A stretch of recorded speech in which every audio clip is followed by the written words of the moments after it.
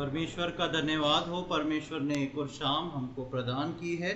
जैसा कि हम पिछले दिनों से प्रार्थना के विषय में सीखते चले आ रहे हैं और आज हम प्रार्थना के आगे की ओर दूसरे पॉइंट पे हैं। कौन सा पॉइंट है, किसी को याद है? आज कौन सा नया पॉइंट रहेगा? नंबर में कितने पॉइंट हम सीख चुके हैं? नहीं, गलत। हाँ, 6 पॉइंट हम पिछले दिनों में सीख चुके हैं और आज हम प्रार्थना के विषय में 7वें पॉइंट की ओर बढ़ेंगे।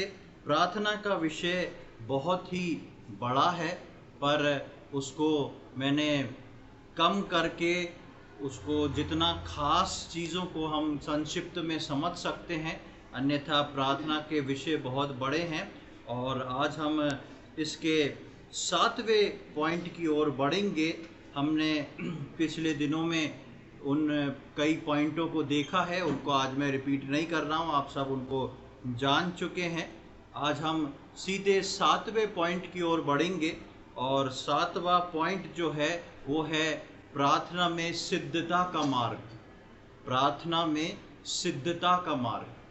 प्रार्थना एक ऐसा कन्वर्सेशन है परमेश्वर और मनुष्य के बीच में कि उसमें न केवल हमारी प्रार्थना विनती परमेश्वर तक पहुंचती है, लेकिन वो हमारा जो कन्वर्सेशन होता है वो हमको परमेश्वर के मार्ग में सिद्धता की ओर ले जाता है, परफेक्शन की ओर ले जाता है। इसलिए प्रार्थना जो है बहुत ही गंभीर चीज़ है और उसको हमको बहुत ही ध्यान से करना और उसके विषय में सीखना है। आज के इस 7वें पॉइंट प्रार्थना जो सिद्धता का मार्ग है, उसको देखने के लिए सबसे पहले हम एक आयत को पढ़ेंगे। उत्पत्ति उसका 17वां अध्याय, जेनेसिस चैप्टर 17। उत्पत्ति उसका 17वां अध्याय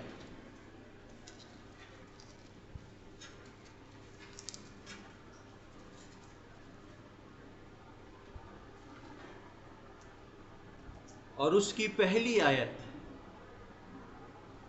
जब अब्राहम 99 वर्ष का हो गया, तब यहोवा ने उसको दर्शन देकर कहा, मैं सर्वशक्तिमान ईश्वर हूँ, मेरी उपस्थिति में चल और सिद्ध होता जा। हाँ, यहाँ पर हम पढ़ते हैं जब अब्राहम 99 वर्ष का हो गया। लगभग 75 वर्ष की उम्र में परमेश्वर ने अब्राहम को बुलाया था और लगभग 24 से 25 साल अब्राहम को परमेश्वर के साथ चलते चलते हो गए थे। और जब 99 वर्ष का अब्राहम होता है तो परमेश्वर उसको एक नई बात इंट्रोड्यूस करता। क्या ये 25 साल अब्राहम परमेश्वर के साथ साथ नहीं चल रहा था? हम पिछले दिनों में अब्राहम के जीवन के बारे में मनन कर रहे थे कि अब्राहम जो था वो बचपन से परमेश्वर के साथ उसका इंट्रोडक्शन हो चुका था और अब्राहम जो है 25 साल परमेश्वर के कहे अनुसार उसके पीछे पीछे चल रहा था। लेकिन 99 वर्ष का जब होता है तो परमेश्वर अब्राहम से कहता है, उसको दर्शन देके, मैं सर्वशक्तिमान ईश्वर हूँ, मेरी उपस्थिति में चल और सिद्ध होता जा। अब परमेश्वर को ये 25 साल अपने साथ चला हुआ अब्राहम नहीं चाहिए था। परमेश्वर को अब ये 25 साल अपने साथ चला हुआ अब्राहम नहीं चाहिए था, जिसको परमेश्वर ने बोला था, मैं तेरे को ये राष्ट्र दे दूंगा, ये जगह दे दूंगा, तेरे को एक पुत्र दे दूंगा। अब कुछ और चीज, एक मैच्योरिटी परमेश्वर अब्राहम के जीवन में चाहता और परमेश्वर कहता है, अब तक जो कुछ हो गया वो हो गया, पर अब जो है तुमको परफेक्शन में चलना है। और उस परफेक्शन में चलने के लिए परमेश्वर अब्राहम से बोलता है, मेरे सम्मुख होके चल और सिद्ध होता जा। परमेश्वर के सम्मुख ऑलरेडी होके अब्राहम चलता था, लेकिन यहां बात सिद्धता की आती है, यानी कि परमेश्वर के साथ अब्राहम की और घनिष्ठता बढ़ना है और बहुत सारी चीजें अब्राहम को इन 25 साल के बाद भी सीखना है। और परमेश्वर बोलता है कि तुम इस रीति से सिद्ध होते चले जाओ।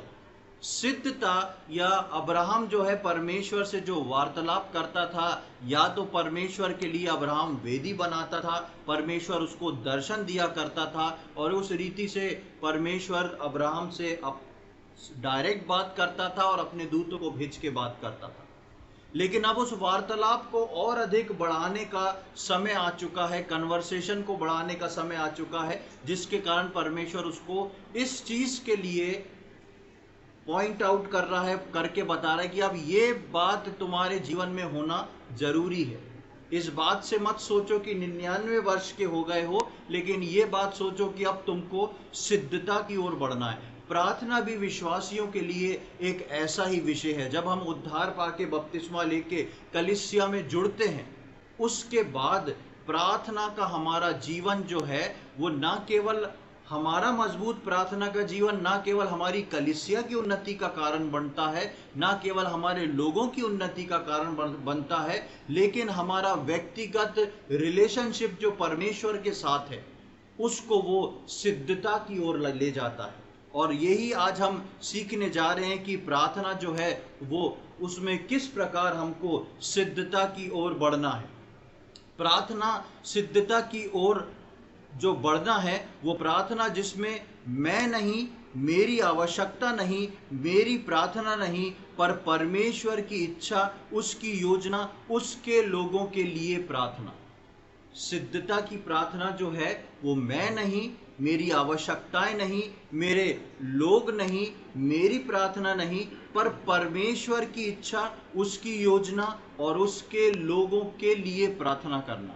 ये एक अलग कॉन्सेप्ट है, जैसे एक कमरे से निकल के दूसरे कमरे में चले जाना। हम सबका एक ड्राइंग रूम होता है, सिटिंग रूम होता है, जिसमें मेहमान आते तो बैठते हैं, उसका नज़ारा अलग रहता है।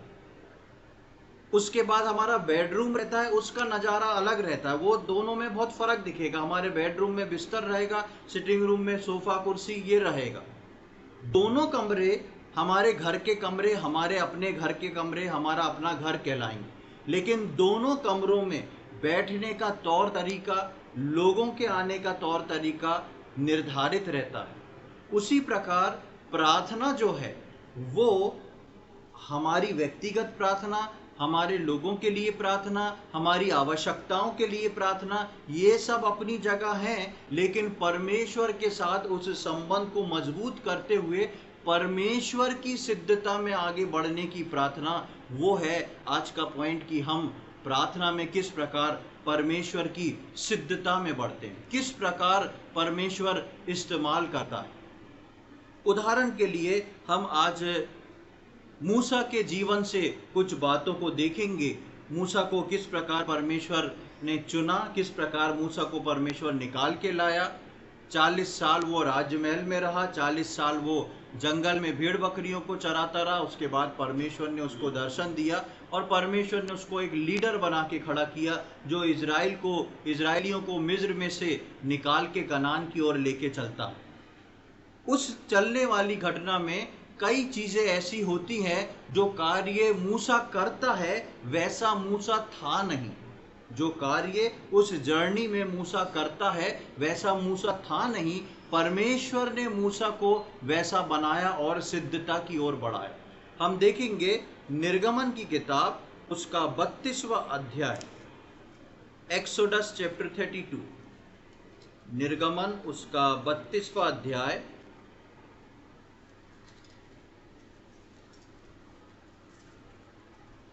और उसकी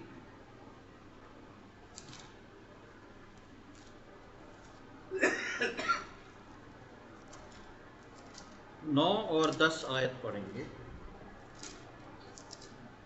फिर यहोवा ने मूसा से कहा, मैंने इन लोगों को देखा और सुन वे हठीले हैं।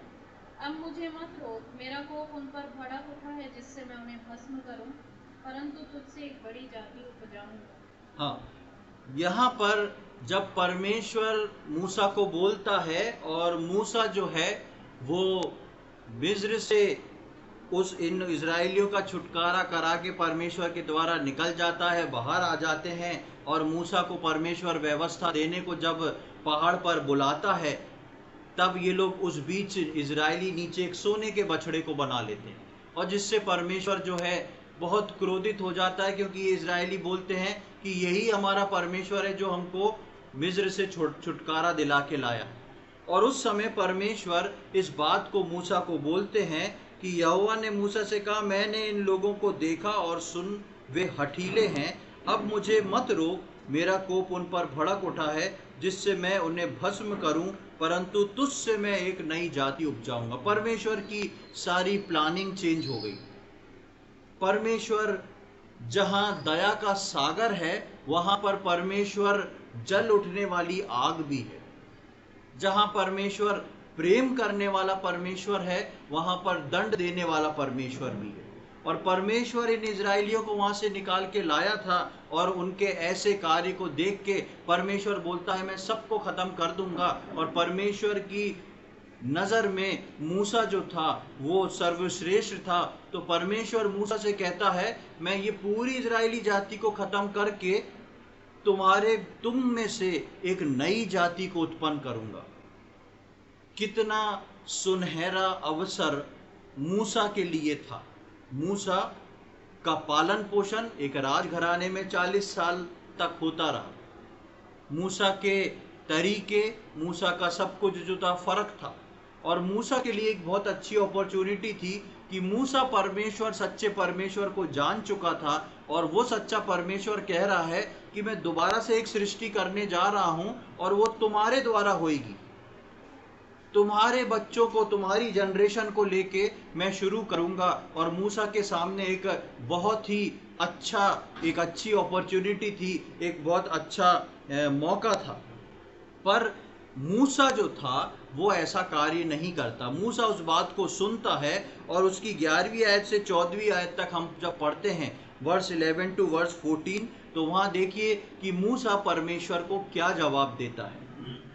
तब मूसा अपने परमेश्वर यहोवा को यह कह के मनाने लगा, हे यहोवा, तेरा कोप अपनी प्रजा पर क्यों भड़का है, जिसे तू बड़े सामर्थ और बलवंत हाथ के द्वारा मिस्र देश से निकाल लाया है। मिस्री लोग ये क्यों कहने पाए, वह उनको बुरे अभिप्राय से, अर्थात पहाड़ों में घात करके धरती पर से मीठा डालने की मनसा से निकाल ले गया। तू अपने भड़के हुए कोप को शांत कर और अपनी प्रजा को ऐसी हानि पहुंचाने से फिर जा। अपने दास अब्राहम, इसहाक और याकूब को स्मरण कर, जिनसे तूने अपनी ही शपथ खाकर यह कहा था, मैं तुम्हारे वंश को आकाश के तारों के तुल्य बहुत करूंगा, और यह सारा देश जिसकी मैंने चर्चा की है तुम्हारे वंश को दूंगा कि वे उसके अधिकारी सदैव बने रहें। तब यहोवा अपनी प्रजा की हानि करने से जो उसने कहा था पछताया। हाँ, यहाँ पर हम देखते हैं कि जब मूसा को ये बात पता पड़ती है तो मूसा जो है परमेश्वर को एक रिवीजन करवाता है। मूसा परमेश्वर से बोलता है, परमेश्वर आप ऐसा कभी ना करें, आप इस बात को कभी अंजाम ना दें जो आप बोल रहे हैं, आप ध्यान करें अपनी प्रजा के लिए। और मूसा जो है परमेश्वर की प्रजा की ओर से एक मध्यस्थ होके परमेश्वर की प्रजा की गुहार परमेश्वर से लगाता है। बहुत नम्र और दीन होके परमेश्वर से प्रार्थना करता है अपने लोगों के लिए। ये लोग जो थे इन्होंने मूसा को कई बार ठुकराया था, इन लोगों ने मूसा की कई बार नई बात मानी थी, इन लोग ने मूसा की सुनी नहीं थी। मूसा जानता था कि ये लोग कैसे हैं, और मूसा के पास एक बहुत अच्छा मौका था कि ये लोग खत्म हो जाएं और एक नई जनरेशन मुझसे शुरू हो, और मैं, मेरा परिवार, मेरा नया खानदान, मेरी जनरेशन परमेश्वर के सामने चलेगी। लेकिन मूसा जो है जैसा था वैसा कार्य नहीं करता। क्यों नहीं करता? अगर मूसा यहाँ पे हाँ बोल देता और परमेश्वर को ऐसा ही कार्य कराना था तो मूसा को परमेश्वर 40 साल जंगल में नहीं ले जाता। परमेश्वर ने मूसा को 40 साल जंगल में भेज दिया, और जब 40 साल जंगल में वो भेड़ बकरी चराता रहा, 40 साल पूरे हो गए, और यानी कि उसकी उम्र के 80 वर्ष पूरे हो गए, तब वो जाके परमेश्वर का दर्शन कर पाए। इन 40 साल में परमेश्वर को जैसा सेवक चाहिए था परमेश्वर उसको 40 साल में बनाता गया। और इसलिए अब मूसा जो बन के निकला है सिद्धता की ओर, वो मूसा की प्रार्थना अब दूसरी है। इसलिए मूसा इस बात की प्रार्थना नहीं कर रहा कि हाँ प्रभु ये तो बहुत अच्छा है, मैं भी इन लोगों से बहुत परेशान आ गया हूँ, अपन एक नई शुरुआत करते हैं, मेरे परिवार के साथ एक नई शुरुआत होगी और सब कुछ अच्छा अच्छा होगा। लेकिन मूसा इस बात को बोलता है और 14वीं आयत में हम आखिरी में पढ़ते हैं, तब यहोवा अपनी प्रजा की हानि करने से जो उसने कहा था पछताया। फिर से मैं उस पछताया शब्द को आपको दोहरा रहा हूं, जो पहले हमने उत्पत्ति में पढ़ा था कि वहां पर 2 बार हम पढ़ते हैं कि परमेश्वर जो था पछताया। यहाँ पर पछताया का मतलब वो पछताना नहीं है, इसका ट्रांसलेशन गलत हुआ है। यहाँ पे पछताने का मतलब परमेश्वर दुखी हुआ, उसका हृदय दुखा कि वो सोचा कि नहीं ये मेरी प्रजा है। ऐसा नहीं कि परमेश्वर को इतना सेंस नहीं है, ये मूसा अपना सेंस बता रहा है, ऐसा नहीं। परमेश्वर सारी बातों को जानता है, लेकिन जिस प्रकार हम कई कामों को अंजाम नहीं देते लेकिन अपने करीबी लोगों से डिस्कस करते हैं, ये परमेश्वर का वो डिस्कशन था। और जब मूसा इस बात को परमेश्वर के सामने रखता है तो परमेश्वर को दुख लगता है, वो फील करता है परमेश्वर कि नहीं ये सही बात है, ये मेरे लोग हैं, मेरी प्रजा के लोग हैं, मैं जो हूं ऐसा नहीं करूंगा। और हम देखते हैं कि यहाँ पर जो कार्य मूसा ने किया ये सिद्धता की प्रार्थना के अंतर्गत आता है। हम आज सीख रहे हैं प्रार्थना में सिद्धता का मार्ग, हम आज सीख रहे हैं प्रार्थना में सिद्धता का मार्ग। और मूसा ने यहाँ पर जिस कार्य को प्रकट किया, जिस कार्य को दिखाया, वो सिद्धता के मार्ग का पहला पॉइंट है। और वो क्या है? वो है मध्यस्थ की प्रार्थना। एक व्यक्ति बीच में खड़ा होके, एक व्यक्ति जिम्मेदारी को लेके बिचौली बन के उस कार्य को करता है। जब कोई अपराध हो जाता है या कोई कारण से कानूनन अपराध होता है और कोर्ट केस होता है, तो अपराधी जो है जज के सामने डायरेक्ट जाके अपनी बातों को नहीं बोलता, उसको एक वकील करना पड़ता है। और उस वकील के थ्रू वो वकील जानता है कि कौन सा सेक्शन है, कौन सी धारा है, कैसे इस केस को जज के सामने प्रेजेंट करना है। वो वकील तो पैसे लेता है इस काम के लिए, लेकिन सिद्धता की प्रार्थना वो होती है जो वकील जैसा काम करता है, और वो है मध्यस्थ की प्रार्थना, बीच में खड़े होके। और वो है इंटरसेसरी प्रेयर, मध्यस्थ की प्रार्थना, जो परमेश्वर की सोच को, परमेश्वर के बोझ को, परमेश्वर की इच्छा को जाने और उसके फलस्वरूप उसके लोगों को उठा के परमेश्वर के सामने रख के कार्य करे। परमेश्वर की सिद्ध इच्छा क्या थी? परमेश्वर की सिद्ध इच्छा अब्राहम के लिए थी कि अब्राहम और उनके वंश को मैं दूध और नदी के धारा वाले देश में पहुंचाऊंगा। ये परमेश्वर का सेंटर पॉइंट था इजराइलियों के लिए। और परमेश्वर अब्राहम से ही, अब्राहम के जीवन से लेके तब से उन पर वर्कआउट कर रहा था। इतना वर्कआउट करने के बाद ऐसा जब इन लोगों ने किया तो परमेश्वर का हृदय दुखी हो गया और परमेश्वर के सामने एक प्रश्न चिन्ह आ गया कि क्यों नहीं मैं इनको अलग करूं और मूसा जो बेस्ट है उसको लेके चलूं। पर मूसा जो था वो परमेश्वर के सिद्ध इच्छा को जानता था। अगर मूसा, अब ध्यान से सुने, अगर मूसा परमेश्वर की सिद्ध इच्छा को नहीं जानता, अगर मूसा ने परमेश्वर और अब्राहम के बीच के प्रेम को नहीं जाना होता, अगर अब मूसा ने अब्राहम, इज़ाक, याकूब को, यूसुफ को कैसे परमेश्वर लिए चला, क्या क्या वायदे किए, क्या क्या उनके साथ आश्चर्य कर्म किए, ये सब बातें अगर अब मूसा नहीं जानता तो मूसा सबसे पहले ये बोलता, परमेश्वर आपका ये आइडिया बेस्ट है, आप इन सबको खत्म करो, मुझको मौका दो, मैं अपने परिवार से शुरू करूंगा। ये है प्रार्थना में मैच्योरिटी, मध्यस्थता, सिद्धता, जो मूसा बोलता है नहीं परमेश्वर ऐसा कार्य आप कभी ना करें।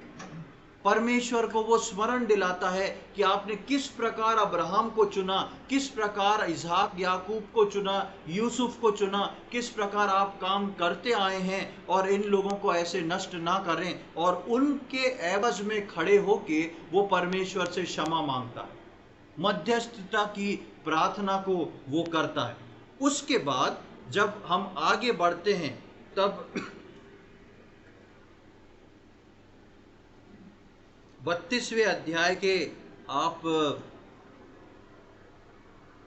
30 से 33 तक पढ़ेंगे हम।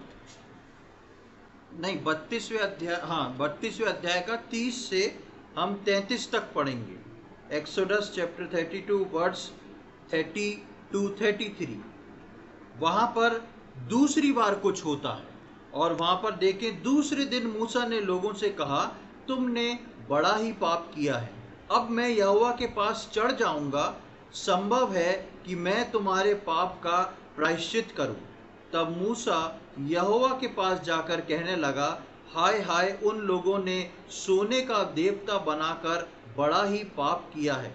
तो भी अब तू उनका पाप क्षमा कर, नहीं तो अपनी लिखी हुई पुस्तक में से मेरे नाम को काट दे। यहोवा ने मूसा से कहा, जिसने मेरे विरुद्ध पाप किया है उसी का नाम मैं अपनी पुस्तक में से काट दूंगा। जब ये घटना होती है, जो हमने पहली घटना पढ़ी, तब जो है मूसा परमेश्वर से बातचीत कर रहा था, नीचे नहीं उतरा था। परमेश्वर को मालूम था कि नीचे इजरायली जो हैं क्या कर चुके हैं। वो एक सोने का बछड़ा बना के उछल कूद के उसकी पूजा आराधना कर रहे हैं और बोल रहे हैं कि यही परमेश्वर है। तभी परमेश्वर ने मूसा को बोल दिया था। अब जब मूसा नीचे उतरता है, ये सब देखता है, तब हम पहले भी हम इस विषय को, इसके बारे में पढ़े थे। इसकी पहले की आयतों में 25वीं आयत से लेकर आगे तक हमने पढ़ा था कि मूसा बोलता है कि जो परमेश्वर की तरफ हैं वो इधर हो जाएं और बाकी जो नहीं होते हैं उनको मार देता है, तलवारों से मार दिया जाता है और लगभग 3000 लोग जो हैं वो उस दिन मार दिए जाते हैं। उसके बाद अब दूसरी लाइन आ जाती है जो हम इसके 30 से 33 में पढ़ते हैं। तब मूसा को समझ में आता है कि अरे ये क्या हो गया है, और मूसा समझ जाता है कि इतना बड़ा पाप हुआ है तो अब तो परमेश्वर इनको छोड़ने वाला नहीं। भले ही जो जिन्होंने मूर्ति पूजा करी, जो नहीं आए, उन 3000 को तो मार दिया गया, लेकिन अब जो है वो उनको भी परमेश्वर नहीं छोड़ेगा। परमेश्वर के विचार को मूसा बहुत अच्छे से जानता था। वो जानता था कि ये परमेश्वर जो है पवित्र परमेश्वर है और इसके सामने पाप का छल कपट चल नहीं पाता, दोनों चीज साथ में नहीं चल पाती। मूसा जब उस पाप को देखता है तो वो समझ जाता है कि अब कुछ और करना पड़ेगा, नहीं तो क्या होगा, परमेश्वर इन सबको नष्ट कर देगा। और मूसा जाके अब डायरेक्ट परमेश्वर से दूसरी बात बोलता है। क्या बात बोलता है जो हमने पढ़ी? वो बोलता है, हाय हाय, उन लोगों ने सोने का देवता बनाकर बड़ा ही पाप किया है। वो उनके पाप का अंगीकार करता है सबसे पहले, इजराइलियों का। फिर 32वीं आयत तो भी से स्टार्ट होती है, देन ऑल्सो, तो भी अब तू उनका पाप क्षमा कर। किनका? उन इजराइलियों का, जो बचे हुए इजराइली हैं। वो कहता है अब तू उनका पाप क्षमा कर, नहीं तो अपनी लिखी हुई पुस्तक में से मेरे नाम को काट दे। ये है मूसा का सैक्रिफाइस। उस सिद्धता की प्रार्थना में, उस सिद्धता के मार्ग में, उस मध्यस्थता की प्रार्थना में मूसा खड़े होके बोलता है कि परमेश्वर, मैं समझ गया हूं इनने महापाप किया है, लेकिन फिर भी आप इनको क्षमा कर दीजिए। और यदि आपकी प्लानिंग में इनको क्षमा करना नहीं है, यदि आपकी प्लानिंग में इनको क्षमा करना नहीं है, तो आप क्या करें? अपनी बुक ऑफ लाइफ में से, अपने जीवन की पुस्तक में से आप मेरा भी नाम काट दीजिए। ये क्यों बोला मूसा ने? क्योंकि मूसा जानता था परमेश्वर के साथ मूसा का रिलेशन क्या है, और वो इतनी बड़ी बात परमेश्वर के सामने रख देता है कि प्रभु, इन लोगों ने पाप किया है, मैं इनके पाप का अंगीकार करता हूं, आप फिर भी इनको क्षमा कर दीजिए। और इनको क्षमा करने के बाद जो है आप ऐसा कर दीजिए, नहीं तो मेरा नाम आप जीवन की पुस्तक में से काट दीजिए। और परमेश्वर बोलता है कि 33वीं आयत, यहोवा ने मूसा से कहा, जिसने मेरे विरुद्ध पाप किया है उसी का नाम मैं अपनी पुस्तक से काट दूंगा।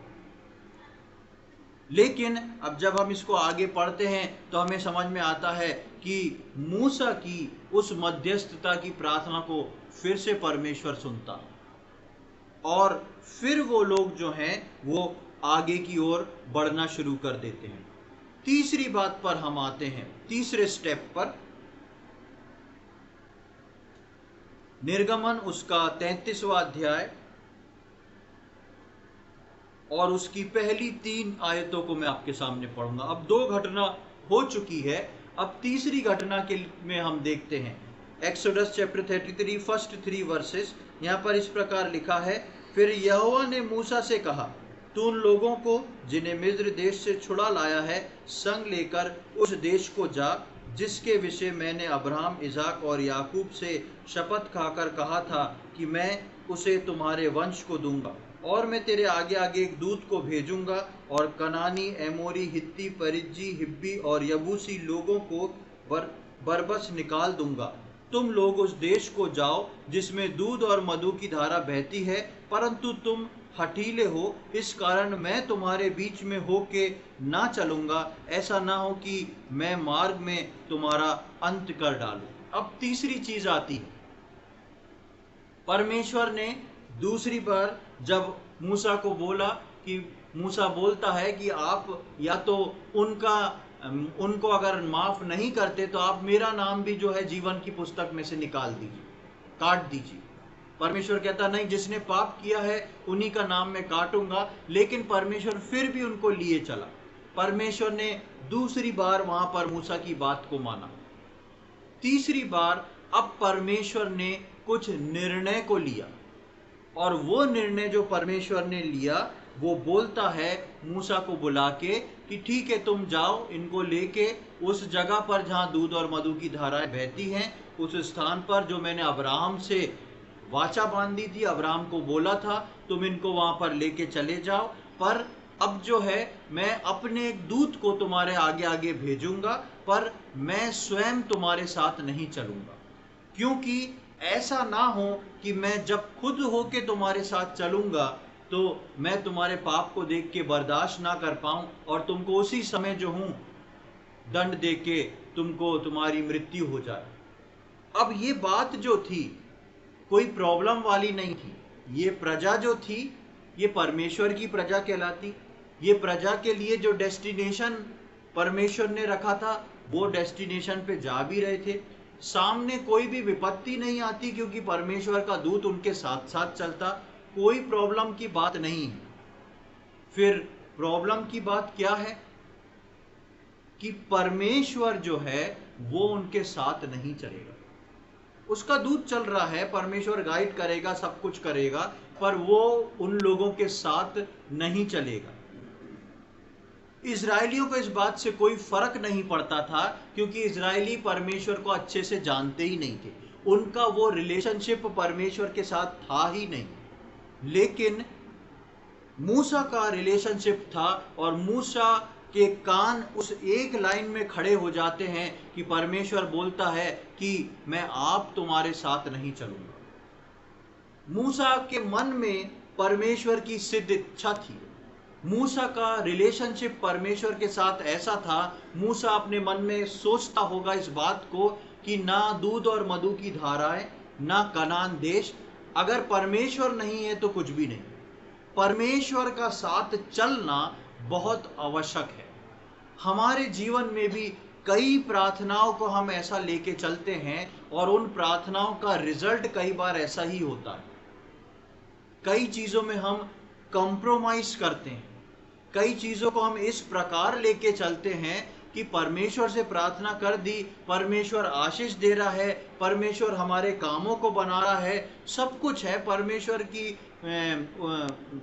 की जहन में वो सारी बातें हैं जो हम कर रहे हैं। परमेश्वर जान रहा है हमको कोई दिक्कत आ रही है, परमेश्वर उसके लिए प्रार्थना कर रहे हैं, मार्ग भी खोल दे रहा है। लेकिन लगभग 70 से 80% विश्वासी इस बात को नहीं जानते कि वो जिन बातों को प्रार्थना करके चल रहे हैं परमेश्वर सहायता कर रहा है, लेकिन परमेश्वर आपके साथ नहीं। परमेश्वर सहायता कर रहा है लेकिन परमेश्वर आपके साथ नहीं है, और उससे विश्वासियों को कोई फर्क भी नहीं पड़ता, क्योंकि वो परमेश्वर को जानते नहीं। उनका रिलेशनशिप परमेश्वर के साथ वैसा है ही नहीं। संसार की भौतिक वस्तुएं, दूसरी चीजें उनके जीवन में इतनी जरूरी हैं, उनकी परेशानियां उनके जीवन में इतनी जरूरी हैं कि उनके लिए परमेश्वर रास्ता निकाल दे, भले ही परमेश्वर साथ हो या ना हो। और ऐसे व्यक्ति को परमेश्वर सिद्धता की ओर कभी नहीं बढ़ा सकता। परमेश्वर ने बहुत कम लोगों को परमेश्वर के वचन में इस बात का इंडिकेशन दिया है कि तुम मेरे सामने चल के सिद्ध होते जाओ। प्रार्थना जो है एक सिद्धता का मार्ग है, और उस सिद्धता के मार्ग का पहला जो गुण दिखाई देता है वो है मध्यस्थता की प्रार्थना। मैं नहीं, मेरा सुख नहीं, मेरी चीजें, मेरी आवश्यकता नहीं, मेरी प्रार्थना नहीं, लेकिन परमेश्वर की सिद्ध इच्छा को मैं कैसे काम में लाके उसको पूरा करूं, उसके लिए मैं प्रार्थना करूं। परमेश्वर की सिद्ध इच्छा में जो लोग हैं उनको लेके मैं प्रार्थना करूं, उनके लिए मैं क्षमा मांगूं, उनके लिए मार्ग खोलने के लिए मैं प्रार्थना करूं। और यहां पर जब परमेश्वर मूसा को बोल देता है तो हम इसके 12वीं आयत से लेकर 17वीं आयत तक पढ़ेंगे 33वें अध्याय में। वहां पर फिर से मूसा तीसरी प्रार्थना, तीसरी वार्तालाप मूसा की परमेश्वर के साथ होती है। 33 उसका 12 से 17। मूसा ने यहोवा से कहा, सुन, तू मुझसे कहता है इन लोगों को ले चल, परंतु ये नहीं बताया कि तू मेरे संग किसको भेजेगा। तो अभी तूने कहा है तेरा नाम मेरे चित्त में बसा है और तुझ पर मेरे अनुग्रह की दृष्टि है। और अब यदि मुझ पर तेरे अनुग्रह की दृष्टि हो तो मुझे अपनी गति समझा दे, जिससे जब मैं तेरा ज्ञान पाऊं और तेरे अनुग्रह की दृष्टि मुझ पर बनी रहे। फिर ये भी ध्यान रख कि ये जाति तेरी प्रजा है। यहोवा ने कहा, मैं आप तेरे साथ चलूंगा और तुझे विश्राम दूंगा। जिससे उसने कहा, यदि तू आप ना चले तो हमें यहाँ से आगे ना ले जा। ये कैसे जाना जाए कि तेरे अनुग्रह की दृष्टि मुझ पर और अपनी प्रजा पर है? क्या इससे नहीं कि तू हमारे संग संग चले, जिससे मैं और तेरी प्रजा के लोग पृथ्वी भर के सब लोगों से अलग ठहरें। यहोवा ने मूसा से कहा, मैं ये काम भी जिसकी चर्चा तूने की है करूँगा, क्योंकि मेरे अनुग्रह की दृष्टि तुझ पर है और तेरा नाम मेरे चित्त में बसा है। परमेश्वर 33वें अध्याय में शुरुआत में इस जो हमने पहली 3 आयतों को पढ़ा था, उसके बाद परमेश्वर जो है मूसा को बार बार इस बात को बोलता है कि मैं तुझसे प्रसन्न हूँ, तेरा चित्त मेरे सामने है, तेरे से मेरा हृदय जो है खुश है। अब मूसा जो है, पहली बार मूसा ने क्या बोला था? पहली स्टेप में मूसा ने बताया था, परमेश्वर स्मरण कर कि ये तेरे लोग हैं, तेरी वाचा के लोग हैं, इनको ऐसा मत कर। दूसरी बात, जब महापाप हो जाता है तो मूसा आके बोलता है, परमेश्वर इनने महापाप किया है, इनको क्षमा कर, नहीं तो आप मेरा ही नाम जीवन की पुस्तक से काट दीजिए। यदि तेरी योजना के लोग नहीं तो मैं भी नहीं। और तीसरी बात में जब मूसा बार बार परमेश्वर से सुन लेता है कि परमेश्वर मूसा से कहता है तू मेरे चित्त में समाया है, तो मूसा बोलता है, परमेश्वर आपने बोल तो दिया है कि मैं आपके चित्त में समाया हूँ और आपके अनुग्रह की दृष्टि मुझ पर है, पर आपने ये नहीं बताया कि आप साथ में चलोगे कि नहीं। मूसा इस प्रश्न को वहाँ पर करता है कि 14वीं आयत में उससे पहले मैं बता रहा हूँ, 12वीं आयत के आखिरी लाइन में देखिए, सेकंड लास्ट लाइन में, परंतु ये नहीं बताया कि तू मेरे संग किसको भेजेगा। तो भी तूने कहा, तेरा नाम मेरे चित्त में बसा है और मेरी अनुग्रह की दृष्टि तुझ पर है। परमेश्वर बता चुका था मूसा को परमेश्वर, अभी हमने 33वें अध्याय के में उसकी 3री आयत में पढ़ा था, परमेश्वर उसको बोल चुका था कि मैं तेरे आगे आगे किसको भेजूंगा, एक दूत को भेजूंगा। यहाँ पर मूसा बोलता है, परमेश्वर आपने बताया नहीं कि आप किसको भेजेंगे। क्यों पूछ रहा है मूसा? मूसा परमेश्वर को टटोल रहा है, कुछ परमेश्वर के मन में कुछ चेंज आया है कि नहीं, फिर से पूछना चाह रहा है मूसा परमेश्वर से। और ये सब मेहनत मूसा किसके लिए कर रहा है? इजराइलियों के लिए कर रहा है, क्योंकि मूसा इस बात को जानता है कि परमेश्वर के मन की इच्छा क्या है। वो उसके मन की इच्छा के अनुसार प्रार्थना कर रहा है। और इतने सारे लोगों का, 6 लाख लोगों से ऊपर की गिनती के लोगों का बोझ जो है वो मूसा उठा के चल रहा है और परमेश्वर से बोल रहा है, आपने ये नहीं बताया कि आप किसको भेजेंगे। और परमेश्वर मूसा पर अनुग्रह करता है, उसका चित्त उसके सामने है। तो परमेश्वर मूसा से कहता है, okay, I will go with you, मैं तुम्हारे साथ जो हूं चलूंगा। 17वीं आयत में लिखा है, यहोवा ने मूसा से कहा, मैं ये काम भी जिसकी चर्चा तूने की है करूंगा। मूसा के कारण परमेश्वर उस काम की चर्चा जिसकी मूसा ने की थी वो भी करने को मूसा तैयार हो जाता, परमेश्वर तैयार हो जाता है। मूसा कैसे परमेश्वर को बार बार बनाता है, और इसका आप देखेंगे तो मूसा को कोई बेनिफिट नहीं मिल रहा है। यहाँ तक कि आगे चलने के बाद मूसा खुद ही कनान में जाने से ठहर जाता है। और 3 बार वो मूसा परमेश्वर से प्रार्थना करता है, और उसके बाद मूसा अपने लिए प्रार्थना भी नहीं करता है कि परमेश्वर नहीं मेरे को भी ले चलिए। परमेश्वर बोलता है, नहीं मूसा, तुम यहाँ से खड़े होकर वो देख लो, वो दूर पे कनान है, उसको देख लो, दैट्स ऑल। मूसा अपने लिए प्रार्थना नहीं करता। नहीं, परमेश्वर, तब मूसा परमेश्वर को ये नहीं बोलता, परमेश्वर स्मरण कर कि ये जब तू इन सबको मार रहा था तो मैं इनके लिए प्रार्थना करता था। क्यों? क्योंकि मूसा जो है वो प्रार्थना में सिद्ध हो चुका था, वो परमेश्वर के विचार को जानता था। मूसा को अपने लिए नहीं, लेकिन इजरायली प्रजा जो परमेश्वर के हृदय का टुकड़ा था, उसका जो विचार था, उसको वो सिद्धता की ओर ले जाना चाह रहा था। और इस प्रकार 3री बार वो मध्यस्थ की प्रार्थना करता है।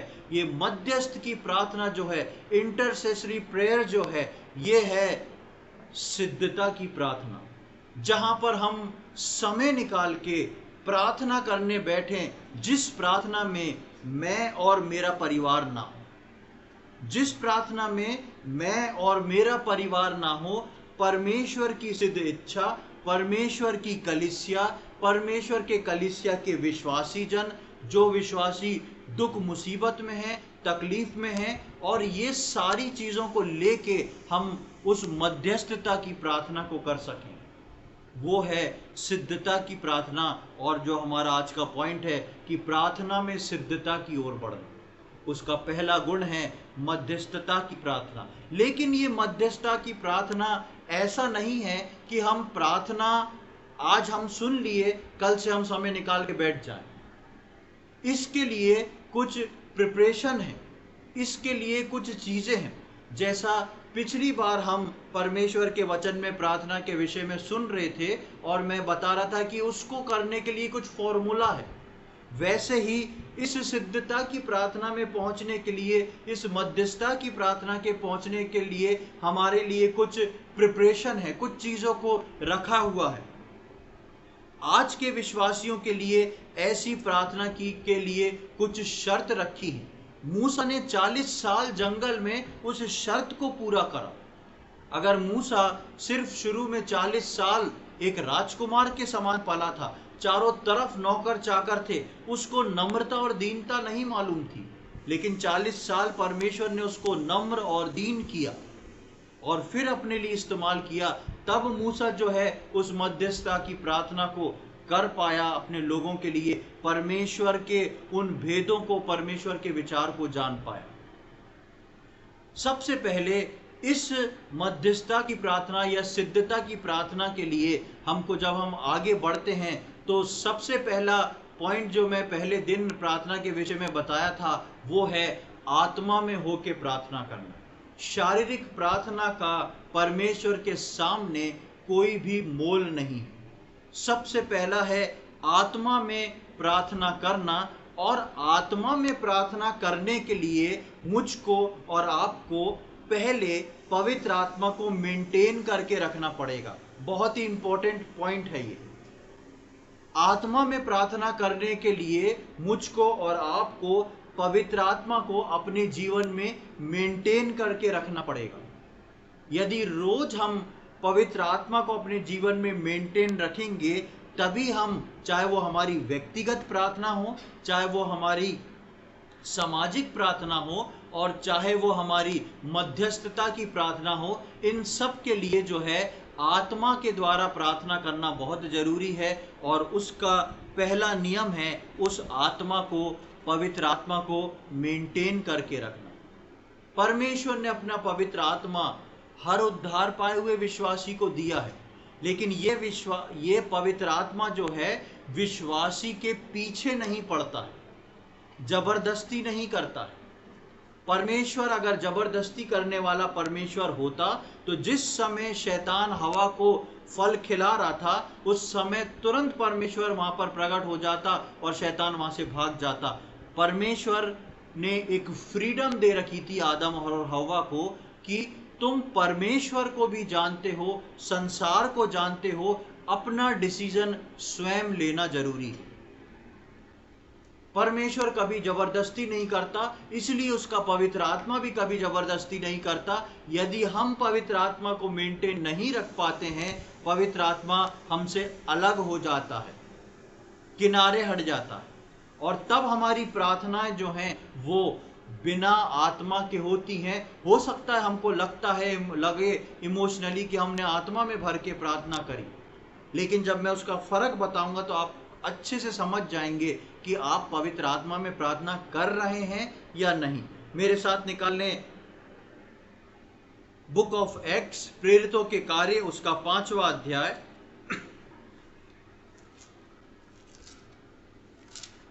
प्रेरितों के कार्य उसका 5वां अध्याय और उसकी 32वीं आयत, वर्स 32।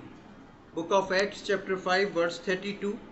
यहाँ पर इस प्रकार लिखा है, हम इन बातों के गवाह हैं, और वैसे ही पवित्र आत्मा भी, जिसे परमेश्वर ने उन्हें दिया है जो उसकी आज्ञा मानते हैं।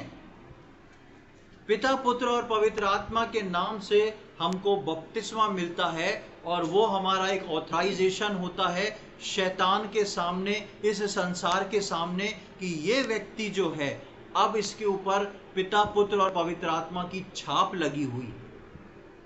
लेकिन इसका मतलब ये नहीं कि आप बपतिस्मा लेके आए और आपके अंदर आके पवित्र आत्मा घुस गया। अगर ऐसा होता तो सबके सब संत हो जाते। आपके लिए सहायक के रूप में परमेश्वर ने मुझको और आपको पवित्र आत्मा दिया है, और उस सहायता के लिए आप परमेश्वर के उस पवित्र आत्मा के साथ कितना कोऑपरेट करते हैं, उतना वो आप में बना रहता है। जितनी आप उसको अपने अंदर काम करने की जगह देंगे, उतना पवित्र आत्मा जो है आपके अंदर अपने पोजीशन को लेता रहेगा, अपने अधिकार को फैलाता रहेगा और लेता रहेगा। जितना हम संसार में लिप्त रहेंगे, उतना उसको कम पोजीशन मिलेगा, वो दूर हटता जाएगा, आपको छोड़ के भागेगा नहीं। आप जब उसको याद करेंगे, जब आप परमेश्वर की उन शर्तों को पूरा करेंगे, परमेश्वर ने तो दिया ही है उसको सहायता के लिए। हमने इस आयत को पढ़ा, इसके लास्ट लाइन में देखें, जिसे परमेश्वर ने उन्हें दिया है जो उसकी आज्ञा को मानते हैं, जो परमेश्वर की आज्ञा को पूरा करते हैं, परमेश्वर के विचारों को जानते हैं, परमेश्वर की इच्छा को जानते हैं, परमेश्वर के वचन को जानते हैं, और उसके अनुरूप परमेश्वर की आज्ञा को पूरा करते हैं। उनको परमेश्वर एज ए हेल्पर उस होली स्पिरिट को देता है। ये पवित्र आत्मा कोई जादू नहीं कि हम कुछ भी करें और आके प्रार्थना करें, पवित्र आत्मा आपको हमको अपनी उपस्थिति से भर दे, 2 मिनट में आप भर गए और उसके बाद आप प्रार्थना करना शुरू करें तो आप पवित्र आत्मा में प्रार्थना कर रहे हैं। ऐसा परमेश्वर के वचन में कोई नियम नहीं। यकीन जानिए सारी प्रार्थना जो है वो शारीरिक है, और जैसा मैंने पहले बताया हमारी प्रार्थना को स्वर्ग तक पहुंचाने के लिए आत्मिक संसार पार करना पड़ता है जो शरीर नहीं कर सकता, और बिना पवित्र आत्मा की सहायता से हमारे शब्द, हमारी बात, हमारी भावना जो है स्वर्ग तक कभी नहीं पहुंच सकती। और परमेश्वर का वचन यहाँ क्या बोलता है, वो उनको देता है, स्पेसिफिक लिखा है, वो उनको देता है जो उसकी आज्ञाओं को पूरा करते हैं। या मैं इसको और स्पष्ट बोलूं तो जो हर दिन परमेश्वर की आज्ञाओं को पूरा करते हैं उनको परमेश्वर पवित्र आत्मा देता है। एक आयत को मैं और यूहन्ना रचित सुसमाचार से आपके सम्मुख पढ़ूंगा। Gospel according to John chapter 14, Yuhanna रचित सुसमाचार उसका 14वां अध्याय और उसकी 15 और 16 आयत को पढ़ेंगे। Gospel according to John chapter 14 verse 15 and 16। यहाँ पर इस प्रकार लिखा, यदि तुम मुझसे प्रेम रखते हो तो मेरी आज्ञाओं को मानोगे। मैं पिता से विनती करूंगा और वो तुम्हें एक और सहायक देगा कि वो सर्वदा तुम्हारे साथ रहे। आप पढ़ देख रहे हैं 16वीं आयत का लास्ट लाइन ध्यान से पढ़ें, सर्वदा तुम्हारे अंदर घुसा हुआ रहे, ऐसा लिखा है क्या? पवित्र आत्मा मेरे और आपके शरीर के अंदर कभी नहीं घुस सकता। इस गलत डॉक्ट्रिन को बहुत ध्यान से सुने। अगर पवित्र आत्मा मेरे और आपके अंदर घुस सकता था तो प्रभु यीशु मसीह का जिस दिन आगमन होएगा उस दिन मेरे को और आपकी देह को बदल के ग्लोरीफाइड बॉडी में परमेश्वर नहीं ले जा सकता। परमेश्वर कहता ये सही है, इसको ले जाओ। क्यों? परमेश्वर की आत्मा यहां रहे या ऊपर रहे, एक ही जगह, बात एक ही है। इसलिए प्रभु यीशु मसीह ने पहले बोला, मेरी आज्ञाओं को मानोगे, मेरी आज्ञाओं को मानोगे। मैं पिता से विनती करूंगा और वो तुम्हें एक सहायक देगा कि वो सर्वदा तुम्हारे साथ रहे। बाइबल में हम एक वचन पढ़ते हैं और कई जगह उसका इंटरप्रिटेशन बहुत गलत होता है कि तुम पवित्र आत्मा का मंदिर हो, तुम पवित्र आत्मा का मंदिर हो। इसका मतलब ये नहीं होता कि आप और मेरे शरीर के अंदर पवित्र आत्मा घुस के रहने लगता है। अगर रहने लगे तो हमारी जीवन ही बदल जाए, हम यीशु मसीह बन के घूमते हुए दिखाई दे। वो हमारे सहायक के लिए, हमारे साथ, हमारे साय के समान हमारे साथ रहने के लिए दिया गया, हर चीज में गाइड करने के लिए दिया गया। तो हम जिस चीज को देख रहे थे कि यहाँ पर भी यीशु मसीह उसी बात को जो हमने प्रेरितों के कार्य में पढ़ा, वहां पर लिखा है उसकी आज्ञाओं को मानोगे। और 15वीं आयत शुरू होती है यदि से, यदि तुम मुझसे प्रेम रखते हो तो मेरी आज्ञाओं को मानोगे। इसका 20 और 21 भी देख लें। उस दिन तुम जानोगे कि मैं अपने पिता में हूं और तुम मुझ में और मैं तुम में, जिसके पास मेरी आत्मा है और वो उन्हें मानता है वही मुझसे प्रेम रखता है, और जो मुझसे प्रेम रखता है उससे मेरे पिता प्रेम रखेगा और मैं उससे प्रेम रखूंगा और अपने आप को उस पर प्रकट करूंगा। अब आप समझ रहे हैं मूसा क्यों इस काम को कर पाया। 40 साल में मूसा ने अपने आप को परमेश्वर के इतने अधीन कर दिया था कि परमेश्वर के विचार, परमेश्वर की गति मूसा के ऊपर प्रकट कर दी गई थी। इसलिए मूसा को ये हियाव होता था कि वो इजरायलियों के एवज में खड़ा होकर परमेश्वर से प्रार्थना करे। जब परमेश्वर ने मूसा से कहा सारे इजरायलियों को मारो, अलग करो, मैं सबको नष्ट कर दूंगा, तुमसे एक नई जनरेशन पूरा करूंगा, मूसा बोलता है नहीं परमेश्वर ऐसा मत कीजिए। जब परमेश्वर फिर से बोलता है मैं इन सबको नष्ट कर दूंगा, तो मूसा बोलता है परमेश्वर इनने पाप तो किया है पर फिर भी इनके पाप को आप क्षमा कर दीजिए, नहीं तो आप जीवन की पुस्तक में से मेरा नाम भी काट दीजिए। और तीसरी बार जब परमेश्वर बोलता है ठीक है तुम्हारी सब बात मान ली, पर मैं तुम्हारे साथ होके नहीं चलूंगा, मेरा दूत होके चलेगा। सारे इजरायलियों को कोई फर्क नहीं पड़ता था, लेकिन मूसा को फर्क पड़ता था। क्यों? क्योंकि परमेश्वर ने मूसा के ऊपर, मूसा के अंदर, उसके हृदय में, उसके दिमाग में अपने आप को प्रकट कर चुका था। इसी प्रकार सिद्धता की प्रार्थना वो है कि परमेश्वर मेरे आपके मन और दिमाग में अपने आप को प्रकट कर दे, तभी हमारी प्रार्थना चेंज होगी। नहीं तो हमारे अंदर वचन सुन के तो इच्छा होगी कि नहीं, मेरे को भी मूसा के समान मध्यस्थता की प्रार्थना करना है। आप एक दिन करेंगे, 2 दिन करेंगे, उसके बाद काम खत्म हो जाएगा। उसके बाद फिर से हम वही प्रार्थना करेंगे, प्रभु मैं, मेरा ये, मेरा वो, मेरा परिवार, मेरा रिश्तेदार, ज्यादा से ज्यादा मेरी कलीसिया, बस ये हमारा सर्कल रह जाएगा। जब तक हम परमेश्वर को समझ नहीं लेंगे, और यहाँ पर प्रभु बोलता है कि उसके लिए क्वालिफिकेशन क्या है? पहला, पवित्र आत्मा में प्रार्थना करना। दूसरा, पवित्र आत्मा में प्रार्थना करने के लिए पवित्र आत्मा के साथ घनिष्ठ संबंध। पवित्र आत्मा से घनिष्ठ संबंध होने के लिए परमेश्वर की आज्ञाओं को पूरा करना, हर रोज परमेश्वर की आज्ञा को पूरा करना। कई बार हम फेल भी होंगे, कोई बात नहीं, लेकिन जहां फेल हो रहे हैं उसको परमेश्वर के सामने, उसके सिंहासन के सम्मुख रख के बोलना, हाँ प्रभु मैं आपकी ना आज्ञाओं को करने से आज फेल हुआ हूं, पर मुझसे आप अपनी उस उपस्थिति को, आप अपने पवित्र आत्मा की उपस्थिति को मुझसे लेना, मुझको क्षमा करें और वापस आपसे मेरा संबंध जो हो हरा भरा हो।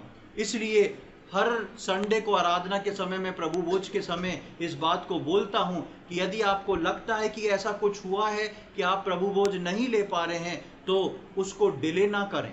आप उसी वक्त, उसी जगह पर परमेश्वर से क्षमा मांगें और अपने रिलेशन को तुरंत बिल्टअप कर लें, क्योंकि मैं और आप जो हैं वो आखिरी कगार पर खड़े हैं।